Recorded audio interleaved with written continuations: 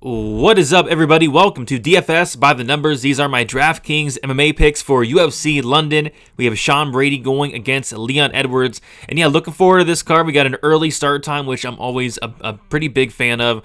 And yeah, I'm liking this card. 13 fights to work with. Hopefully we don't lose any fights. But yeah, should be a good one. Looking forward to watching it. Looking forward to breaking it down. Before we get into, if you guys could do me a favor, like the video, subscribe to the channel. If you guys want more content, check out dfsbythenumbers.com. That's where you'll find all my fighter stats, my targets, projections, ownership projections, my rankings, my prize picks plays, lineup optimizer, DraftKings article, you name it. It is all on dfsbythenumbers.com. And also check out prize picks. Right now, if you go to prize picks and use code DFSBTN, you'll get $50 instantly when you play your first $5 lineup. So check it out and use that code DFSBTN. Get yourself some free money. With all that out of the way, I say we get into it. We're going to start with the fight doesn't go to decision lines. I think we get a ton of decisions here in London, but these are the three fights that are most likely to finish. We'll start up top with Christian Leroy Duncan going against the newcomer Pulev, and yeah, this for me it should be Christian Leroy Duncan all day. He's 9,600, so he is the most expensive on the card, but I just think he's much better than Pulev. I think he can knock him out. I think he can take him down, get on top, and either TKO him or submit him. I would just be really surprised if Christian Leroy Duncan lost this fight, quite frankly. So for me, it's Christian Leroy Duncan at 9,600 or pass, and I think he probably does go out there and pay off that hefty price tag.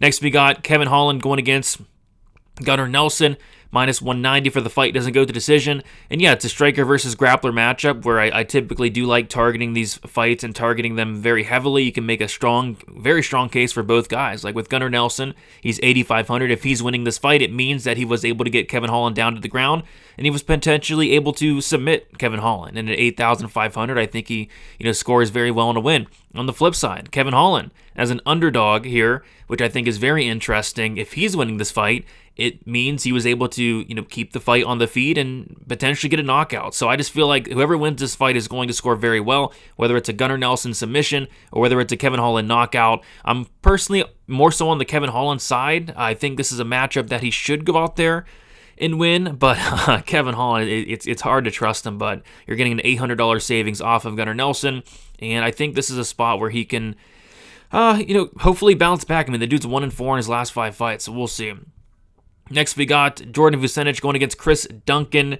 And yeah, this is I'd say it's a violent fight. Chris Duncan's a killer-be-killed fighter. He's been finished in both of his losses, but I do like Vucenic quite a bit in this matchup. He's 9,300. I think Vucenic has some takedown upside here, and I just think he's better a little bit better everywhere than Chris Duncan wherever the fight goes. I think he's live for a knockout. I think he's live for a sub. And for Chris Duncan to win this fight, I kind of feel like, I don't know, maybe some cage pushing. Maybe he's able to get takedown. I'm just not sure if Chris Duncan even scores well if he were to win the fight, which I don't think he does. So I'm more so on Vucenic in this one at 9,300, and I think he's a pretty good play. And he will be my number one core play this week is Vucenic. This guy's a finisher. He's dangerous. We've seen Duncan knocked out by Slava Borshev in the second round in the Contender Series. We saw him get submitted in the first round against Manuel Torres, which wasn't a great look at all. So yeah, I feel like Vucenic just has a path here to either just to get a finish, whether it's a knockout, whether it's a sub. I think Vucenic gets a finish here at 9,300. I like him quite a bit. Marcin Tybura, 8,200. I do like Tybura this week. Very unpopular play this week. A ton of people are on, the younger Mick Parkin, but I don't know. I'm just not sold on Mick Parkin yet. Mick Parkin's going out there and having competitive fights with guys like Kyle Machado and guys like Muhammad Usman, Jamal Pose, and Marcin Tybura is just losing to the best of the best. When Marcin Tybura loses in the heavyweight division, it's against some of the best guys in the division. I just don't think Mick Parkin's really proven much yet, and on the feet, I think it's going to be a lot closer than people think. And if Marcin Tybura is able to get on top, we know what he does. He has very good top control, good ground and pound, sneaky submission game as well. So I think Marcin Tybura at 8,200 going to be fairly low owned here, and I think he has some solid upside. Next, we got Chris Padilla, 7,900. Another underdog I do like is Chris Padilla. This guy's been on a roll. He's 2-0 as an underdog. He's an underdog once again, and he has 2 finishes, one by sub, one by doctor stoppage TKO, and he's going against Jai Herbert, who is 36, almost 37 at this point. Jai Herbert, I've always questioned his durability. I've always questioned his ground game, and I think Padilla can potentially give him some problems, whether that's on the feet. We could see Padilla landing a big shot and getting a knockout, whether that's on the ground. We could see Padilla getting takedowns and having success on top.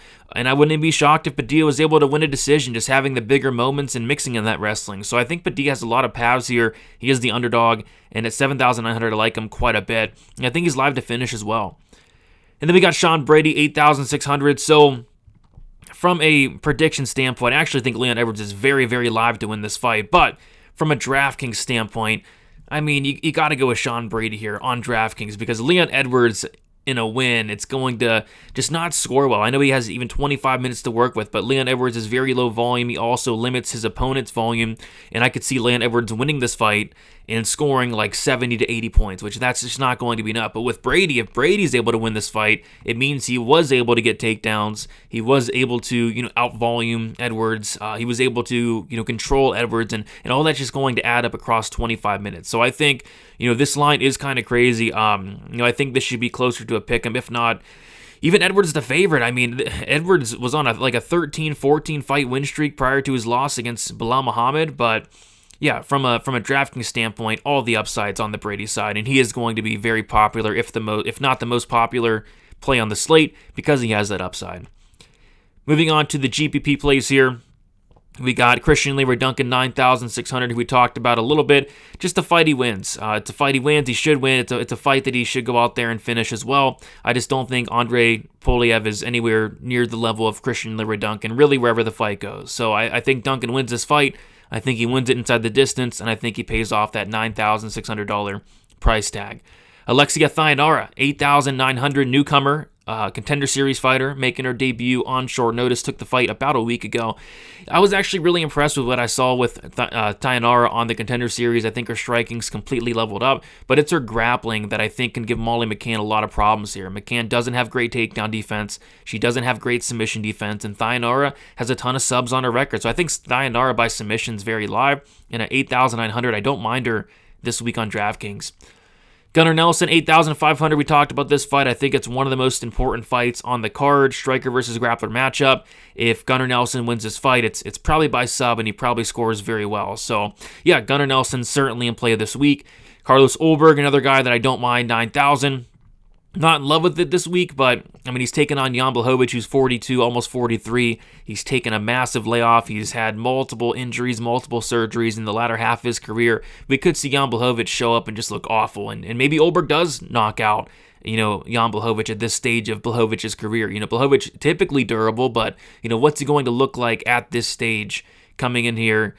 Older, just taking a ton of damage, and again, just battling a ton of injuries, neck injuries, shoulder injuries, you name it. So, yeah, I think Ulberg is not a bad play at all. 9,000, solid price tag, maybe some finish upside to go with it.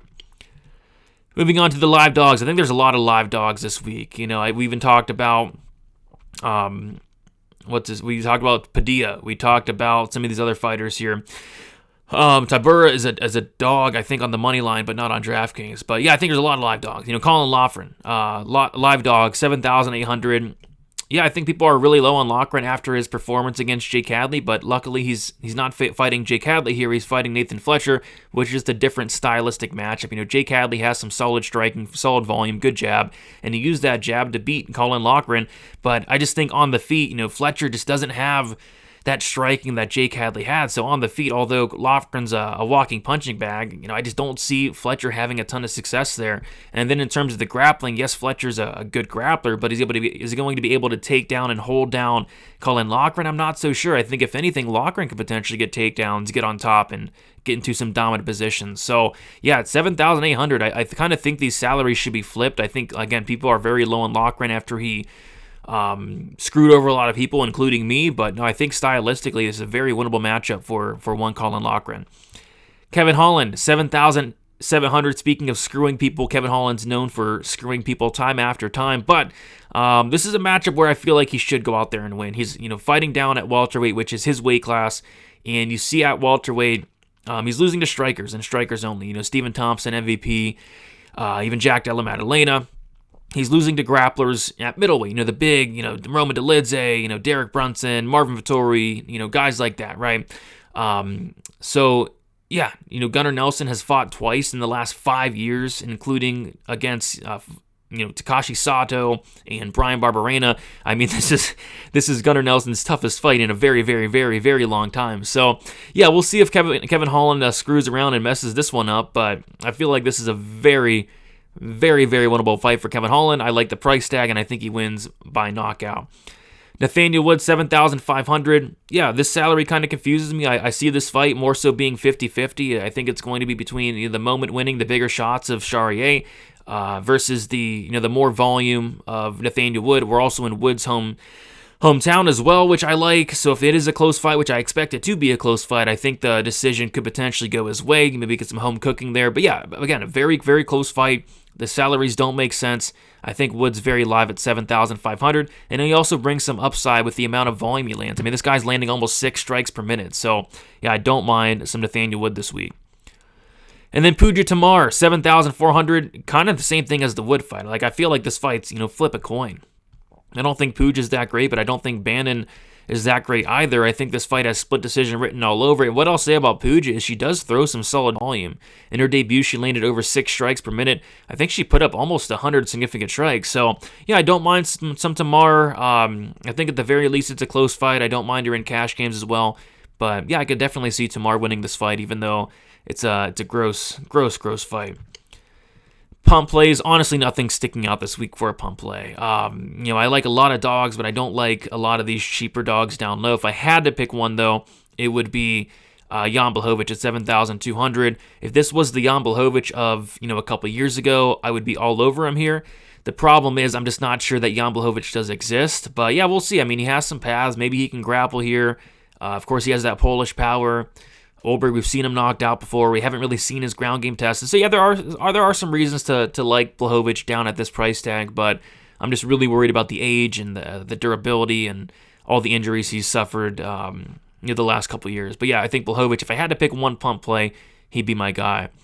And then the fate of the week is going to be Sean Bannon, 8,800. No, thank you. I don't think there's much finishing upside. The fight's like minus 500 to go the distance. I don't think there's much grappling upside. Maybe she can grapple, but I doubt it. And I just kind of think it's a close decision, going 15. Pretty easy fade here. 8,800. It's kind of crazy, in my opinion. And yeah, that is about it for UFC London. Should be a very interesting card. If you guys enjoyed the video, do me a favor, like the video, subscribe to the channel. If you guys want more content, or if you do want to support me more, check out dfsbythenumbers.com. Everything should be up. Just put the projections and ownership projections into the optimizer. DFS article is out as well, so prize picks plays are up. So everything should be good to go for UFC London. And yeah, hopefully we don't lose any fights, because I am looking forward to this card. But yeah, best of luck, everybody, for UFC London, and we will talk to you soon. See you later.